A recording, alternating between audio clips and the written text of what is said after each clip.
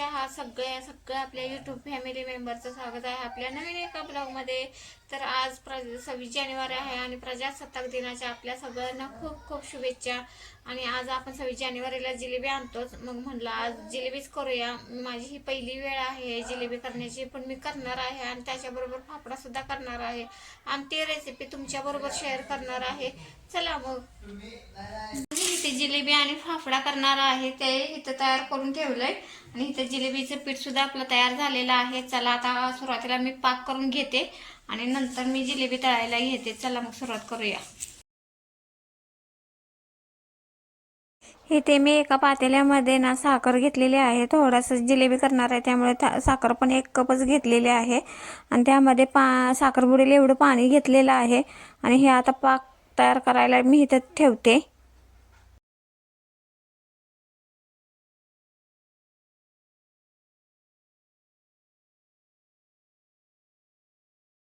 इथे मी कढईमध्ये थोडंसं तेल घेतलेलं आहे आणि यामध्ये आता जिलेबी तळायला मी घेणार आहे आणि तोपर्यंत आपल्या इकडे पाक सुद्धा तयार होतोय।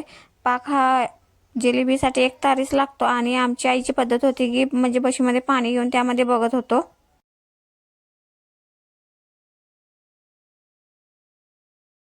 आता आपलं जिलेबीचं पीठ तयार झालेलं आहे।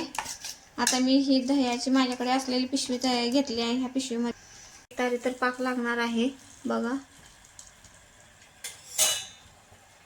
आई आमची असाच पाक बघायची, पाण्यामध्ये म्हणजे बशीमध्ये पाणी घ्यायचे आणि त्यामध्ये पाक टाकून बघायचे, त्याची घट्ट गोळी झाली तर पाक आला म्हणायची, नाहीतर नाही आला। आणि तीच पद्धत मी वापरते आणि मला तसाच पाक जमतो। आणि इथे मी आता जिलेबी करून घेते आणि किती छान जिलेबी होती बघा। पहिलाच प्रयत्न होते पण त्यासाठी सराव लागतो जिलेबीसाठी, तर चांगली होते। आणि इथं परी मला म्हणते हा कोणता शेप आहे, बघू शकता सुरुवात आहे म्हटल्यानंतर माझ्या मते चांगली जमलेली आहे।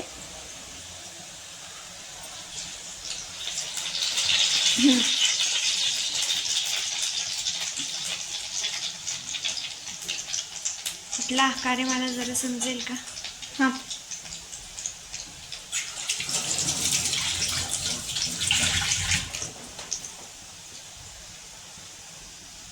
बघा इथे जिलेबी कशी झाली, कुरकुरीत झाली जिलेबी, छान वाटते।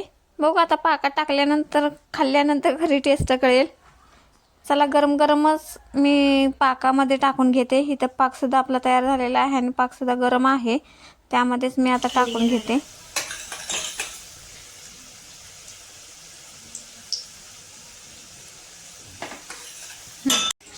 इथं आपला 1 तारी पाक सुद्धा तयार झालेला आहे, बघू शकताय।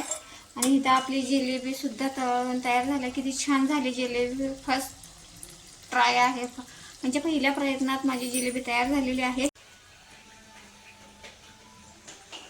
इथे एक गंमतच झाली, मी इथे फाफडा तयार करायला घेतला पण फाफड्यासाठी ना खाली खूप तेल लावावं लागतं आणि मी तेल कमी लावलं होतं, त्यामुळे इथं बघा फाफडा मी केला पण ते सुरीनं व्यवस्थित निघालाच नाही, छोटाच निघाला। आणि नंतर मी व्यवस्थित करून घेतला। हा छोटा होता तर ठीक आहे, मी तळून घेतला आणि नंतर मी व्यवस्थित केले फाफडे।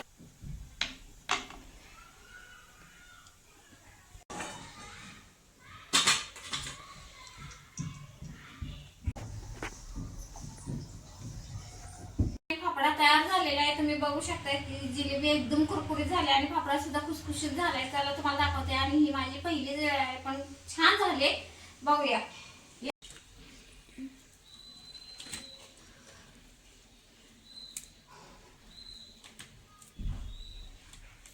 अनुषा फाफडा आणि जिलेबी खाते बघा कशी झाली। मी पहिला प्रयत्न केला आणि छान झालाय, आहे ना? छान झाले ना, कुरकुरीत झाले, कुरकुरीत झाले। बघूया आता नेक्स्ट टाइम नक्की करेन अजून मी।